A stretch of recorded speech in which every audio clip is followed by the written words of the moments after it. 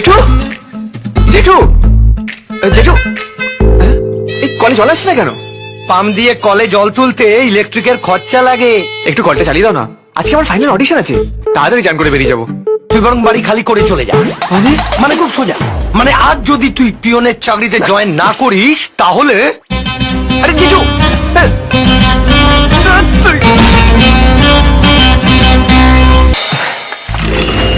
Thank you sir, thank you.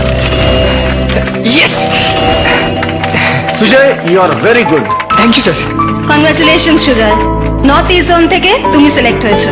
Yes, কিন্তু তোমায় যে কলকাতায় আসতে হবে, কারণ ফাইনাল অডিশনস কলকাতায় হবে। Thank you sir, thank you ma'am, thank you sir.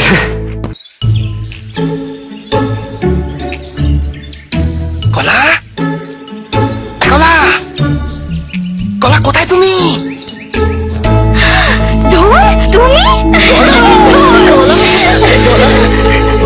তুমি জানতে কলা, একটা দারুণ খবর আছে।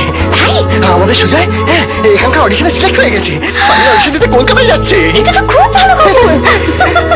কিন্তু কলা, আমার কি হবে? চিন্তা করো না, তোমার একদিন খুব নাম ফাটবে। সে থাকতে আর হবে না, বরং আরো গুটিয়ে যাবে। কে? কে আবার? তোমার এই খচ্চর বাপ মহাদেব কোলে। ছি, ওভাবে বলতে নেই। উনি না তোমার হবু শ্বশুর মশাই? সে আশা আমি কবে ছেড়ে দিয়েছি। ওরম কেন বলছো সোনা? কেন বলবো না সোনা? তোমার ওই বাপ সবসময় আমাদের মিলনে সদারুর কাটা হয়ে ঘুরছে। কিন্তু তুমিও দেখে নিও কলা, হিরো আমি একদিন হবই। আসেন পুরো দুনিয়া আমার এক ডাকে চিনবে, তখন তোমার ওই বাপ না আমার পেছনে মৌমাছি মতো বনবন বনবন করে ঘুরবে। দেখে নিও। আমার গুলগুলিটা, আমার নাটকে বৃষ্টি বৃষ্টি বৃষ্টি। আমাকে এখানে ডাকবে না তো, আমি আর বৃষ্টিপাত করবো না। এই শালা হারামখোর, আমার ঘরে ঢুকে আমার মেয়েকে জড়িয়ে ধরে প্রেম করছিস? আপনি বলেছেন এখানে ঢুকলেন তো ঢোল ফাটাবো বলে। বাবা শোনো না, আমি বলছি চচে, আজ থেকেই তোর চাকরি শেষ।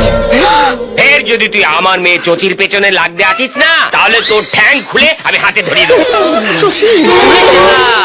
এ তো আটার মতো লেগে রয়েছে। এই, এক্ষুনি বেরিয়ে যা, বেরিয়ে যা, আর কেউ তোর মুখে আমি দেখি।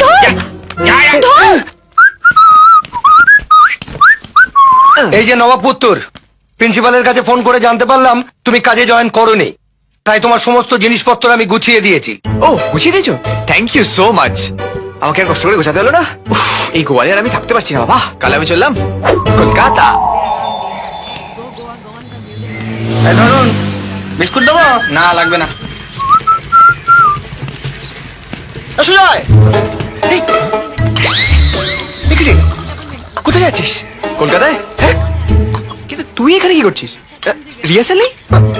আর রিহার্সাল, ওই কলার সঙ্গে প্রেম করা সিনে ওর বাপ মহাদেব কোলে ওই ঢুকে পড়ে আমার দল থেকে বার করে দিয়েছে। সে কি রে?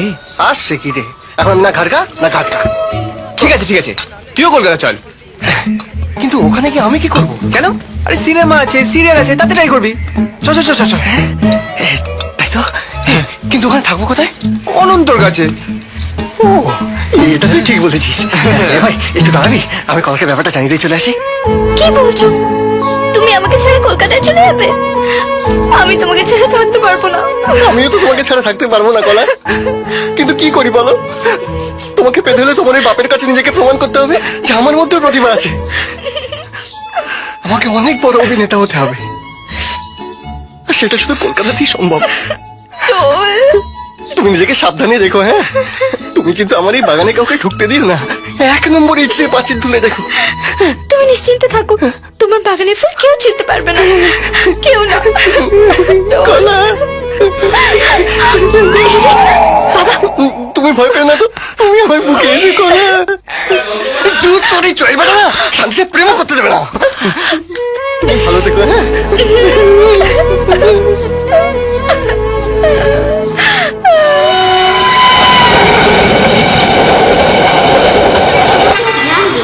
Highly superfast express.